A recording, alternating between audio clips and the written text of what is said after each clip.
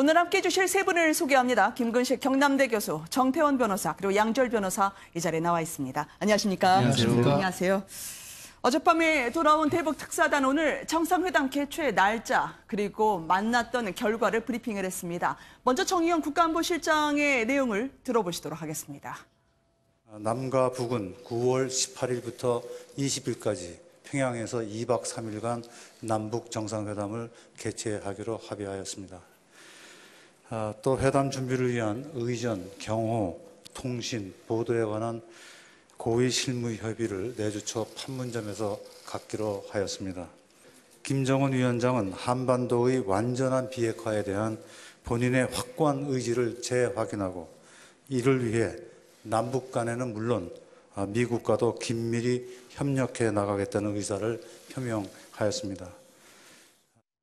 바로 뒤이어서 북한에서도요, 친서 잘 받았습니다. 이 김정은 위원장의 특사 접견 소식을 보도하던데요. 이어서 보시겠습니다.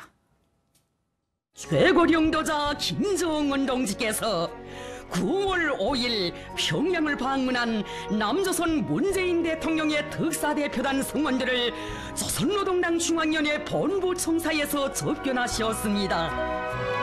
용의하는 최고령도자 동지께서는 문재인 대통령의 친서를 읽어보시고 대통령이 친서에서 북남 관계의 새로운 진전을 평가하면서 앞으로도 많은 도전을 슬기롭게 극복하며 우리 민족의 밝은 미래를 이뤄나가려는 굳센 의지를 피력한 훌륭한 친서를 보내준 데 대해 사의를 표하시며 대통령의 결심을 전적으로 지지하고 공감한다고 이 기회를 빌어 대통령에게 보내는 자신의 따뜻한 인사를 전해줄 것을 부탁하셨습니다. 대대적으로 북한이 지금 김정은 위원장 그리고 특사단의 만남을 저렇게 영상으로 보내주고 있습니다. 지금 장면을 어떻게 봐야 되나요? 양절 변호사님, 지금 하얀 봉투, 이게 문 대통령의 친서가 전달되는 장면일까요? 네, 그렇습니다. 문재인 대통령 친서로 추정이 되고 있는 게 정의용 안보실장이 저 문서를 전할 때 김정은 국무위원장이 굉장히 반기면서 받는 모습도 보여줬고요. 네. 또 친서 내용에 대해서 조선중앙통신에서 이거를 보고 난 다음에 어떤 내용인지는 추측해 볼 수밖에 없지만 어쨌든 문재인 대통령이 밝혔던 결심에 대해서 굉장히 전적으로 지지하고 공감한다. 그러면서 이제 그 북미 간의 순회 회동도 있었던 것에 대해서 문재인 대통령의 성신과 노고에 대해서 깊이 감사한다라고까지 그렇게 밝히고 있거든요. 네. 사실 조선중앙통신도 그렇고 조금 전에 보셨던 조선중앙TV도 그렇고 이전에 3월에 특사단이 갔었을 때는 특사단이 간다는 소식부터 미리 다 밝히면서 선제적으로 굉장히 많은 얘기를 했었는데 네. 이번에는 미리는 밝히지 않았습니다. 그런데 우리와 함께 밝히는 정도까지 합의가 된 줄 알았는데 나중에 밝히면서 좀 화기애애한 분위기를 많이 강조를 했어요. 그러니까 그러게요. 가기 전까지만 해도 특사단도 어떤 결실을 얻을지 일단 좀 몰랐었는데 갔었을 때는 막상 어쨌든 분위기상으로 봤었서는 나쁘지 않은 그런 대화들이 좀 오간 걸로 이후에 네. 북한의 보도가 즉각적으로 나오고 있는 모습에서 좀 짐작을 해볼 수가 있겠죠. 네. 김정은 위원장이 친서를 받아들었고요. 특사단을 회의장까지 안내도 하고 배웅하는 모습까지 아주 상세하게 영상이 담겨져 있습니다. 친서에는 과연 어떤 내용이 들어가 있을지 궁금한데요. 일단 남북정상회담 날짜가 정해졌어요. 그렇죠? 김 교수님? 그렇습니다. 어제 특사단 방북에서 돌아온 가장 구체적 결실 중에 하나가 9월 중 남북 정상회담을 하기로 합의했던 것인데 날짜를 정했습니다. 네. 18, 19, 20일로 이제 정했고요. 2박 3일의 일정을 정했기 때문에 저 상황은 이제 9월 중순에 이제는 다시 문재인 대통령이 평양으로 올라가서 김정은 위원장과 만나서 이제 3차 정상회담이죠. 네. 3차 정상회담을 해서 과연 지금의 비핵화 이 교착 국면을 돌파할 수 있는 남북 정상 간의 의미 있는 합의가 나올지 기대가 되는 대목이고요. 저는 이제 이 북한의 조선중앙통신의 보도도 그렇고 네. 그다음에 오늘 오전에 있었던 정의용 실장의 브리핑 내용도 그렇고 전반적으로 두 가지를 좀 나눠서 생각한다고 생각하는데 네. 하나는 남북 관계 자체의 동력들을 만들고 촉진해 나간다는 점에서는 북이나 남이나 다 합의한 것 같아요. 특히 정상회담을 날짜를 잡고 네. 그다음에 어저께 이야기했던 북한의 이 내용에 대해서도 조선중앙통신 보도한 걸 보면 대부분의 내용을 남북 관계, 북남 관계가 잘 되고 있다. 이걸 할애하고 있고 비핵화에 대해서는 간단한 한 줄이 나옵니다. 네. 그다음에 오늘 정의용 실장의 이 합의한 내용을 이야기하는 데서도 대여섯 개 항목을 이야기하는데 비핵화에 관한 건 항목 하나고 그것도 과거에 했던 이야기를 재반복하는 것이고 대부분의 나머지 것은 남북 정상회담과 관련되고 남북 정상회담 합의사항을 어떻게 이행할 것인가에 대한 기대를 모아놓은 거거든요. 그러니까 네. 남북 관계가 더 힘을 받고 가겠다라는 의지를 보여준 건 확실한데 과연 지금의 교착 국면에 돌파구가 필요한 비핵화 협상에 있어서 북한의 양보를 끄집어냈는가에 대해서는 북도 남도 아주 우리의 눈에 딱 띄는 그런 발언이나 그런 양보 같은 거, 약속 같은 것은 지금 딱히 없지 않았는가 이런 좀 우려도 한쪽에서 나오고 있는 것 같습니다. 이 정의용 실장이 트럼프 대통령의 메시지를 김정은 위원장한테 전달한 것 같고요. 또 김정은 위원장의 메시지를 또 트럼프 대통령 측에 알려주는 파랑새 역할을 하고 있는 것 같은데요. 정작 회담에서요, 전해지는 바로는 김정은 위원장이요, 트럼프 대통령에게 나름대로 맞춤형으로 메시지를 골라서 냈습니다. 내 선의를 왜 국제사회가 몰라주지? 답답함을 토로했다는데요. 어떤 게 섭섭했던 걸까요? 들어보시겠습니다. 위원장은 자신의 비핵화 의지가 분명하다. 여러 차례 분명하게 천명했다라는 점을 강조를 하고 자기의 이러한 의지에 대한 국제사회 일부의 그 의문 제기에 답답함을 토로했습니다. 북한은 그러면서 비핵화에 필요한 조치들을 선제적으로 실천을 해왔는데 이러한 선의로 받아들여 줬으면 좋겠다는 이야기도 했습니다. 그러면서 풍계리는 갱도의 3분의 2가 완전히 북락해서 핵실험이 영구적으로 불가능하게 됐다. 또 동창리 미사일 엔진 실험장도 북한의 유일한 실험장일 뿐만 아니라 이것은 향후 장거리 탄도미사일 실험을 완전히 중지하겠다는 것을 의미한다. 매우 실질적이고 의미 있는 조치들인데 이러한 조치들에 대한 국제사회의 평가가 좀 인색한 데 대한 어려움을 토로했습니다. 또 이와 관련해서 미국에 대한 메시지를 전달해 줄 것을 요청을 했습니다.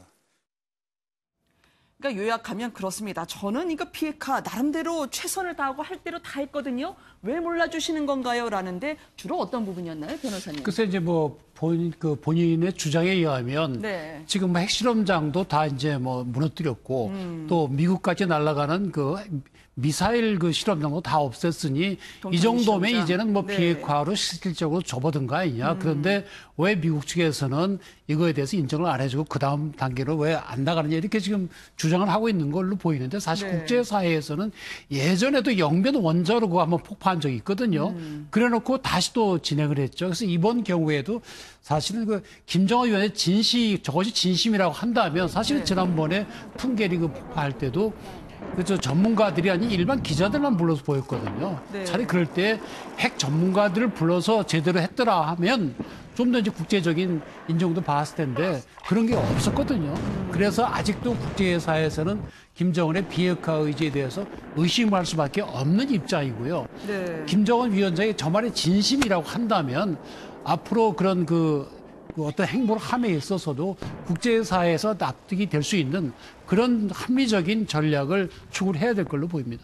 상당히 감성적인 접근 같거든요. 네. 그리고 거기다 더 얹어가지고 트럼프 대통령님 다음 선거 나가실 때요. 네. 임기 내에 이 비핵화 했다라는 거 이거 공약 거실 수 있을 거요라고 하면서 임기 내 비핵화 의지 같은 걸 또 다시 얹었거든요. 교수님. 이 의도가 뭘까요? 그러니까 지금 정의용 실장을 통해서 전달된 김정은의 메시지를 보면 섭섭하다. 네. 그리고 왜 나의 선의에 대해서 국제사회가 인색하게 평가를 하느냐. 답답하다. 이런 이야기거든요. 심지어는 네. 어떤 전언까지 정의용 실장 입에서 나왔냐면 나의 현명한 선택이 옳은 선택이었다는 것을 믿게끔 해달라.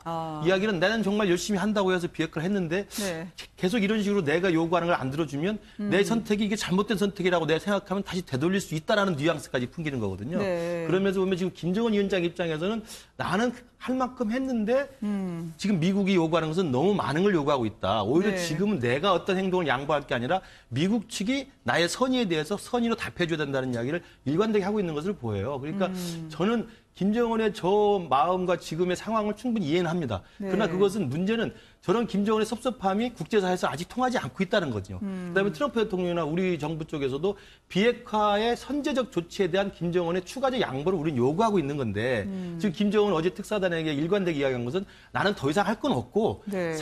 미국이 오히려 나한테 선의를 보여라라고 먼저 요구하고 있는 모양새여서 저는 김정은의 저 답답한 마음을 전달은 잘했습니다만 네. 행여라도 우리 대북 특사단이 올라가서 김정은의 저런 답답한 토로 심정을 듣기만 했지 네. 우리가 김정은에 대해서 더 설득하고 더 설명을 해서 김정은의 추가적 양보를 얻어내지는 못하진 않았겠느냐. 네. 그렇다고 한다면 향후에 남북관계 또 정상회담 등등을 통해서 남북관계 속도를 내겠으나 한미 공조에 의한 비핵화 협상에 대해서는 여전히 삐그덕거릴 가능성이 좀 남아있다 그래요? 이렇게 생각을 합니다. 그러면 가셔서 좀 들어주신 거예요, 주로? 제가 볼 때 듣고만 오는 느낌입니다. 왜냐하면 정유 들어주는 실장이 것도 바로 협상한 상대로서는 좀 좋은 역할이잖아요. 뭐 첫 단계 이렇게 할 수 있습니다만은 지금 네. 교착 국면을 이제 풀어야 되기 때문에 들은 다음에 우리 대통령의 메시지나 트럼프 대통령의 메시지를 전달하면서 정의용 실장 특사단은 김정은을 설득을 또 했어야 되는 거거든요. 섭섭해하는 게 아니다. 네. 이게 섭섭한 게 아니라 국제사회의 시각은 이렇다. 이거 현실로 인정해라. 설득을 했어야 되는데 그렇게까지 했는지 좀 궁금해 보입니다. 근데 김 위원장이 이번에 제가 한 말 중에서 전해관 바에 의하면은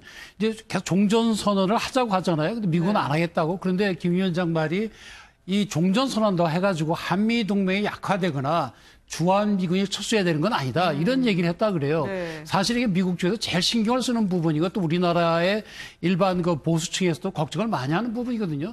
종전선언을 하게 되면은 미군 철수하게 되고 우리는 혼자 남아서 네. 버텨야 되는 게 아니라 그런 걱정하는데 본인이 스스로 이런 얘기를 했다고 그러고 사실은 자기 부친이 김정일 이런 얘기를 했었거든요. 그렇다고 한다면 이걸 전해달라는 얘기는 미국 측에다가 네. 이거 종전선언 하더라도 적대 관계만 끝내는 것이지 외교 관계한 한미 동맹이나 주한 미군 주둔에 대해서 우리는 이의 걸지 않겠다. 네. 이런 이야기 때문에 상당히 어느 진전을 할 수 있는 그런 내용을 얘기한 걸로 보입니다. 네. 김정은과의 관계는 이게 남자 대 남자의 문제다라고 트럼프 대통령이 발언을 했다는 책도 나왔다고는 하는데요. 어떻습니까? 이제 정의용 실장이 백악관 측에다가요, 김정은의 말을 전해줄 거라고 하는데 네. 어떻게 될 걸로 보십니까, 변호사님? 오늘 저녁 8시쯤에 아마 볼튼 안보보좌관을 통해서 네. 북한에서 있었던 일에 관해서 1차적으로 전달을 하고 그리고 이제 정의용 안보실장하고 서훈 국정원장 같은 경우는 미국에도 특사 자격으로 갈 거라고 하죠.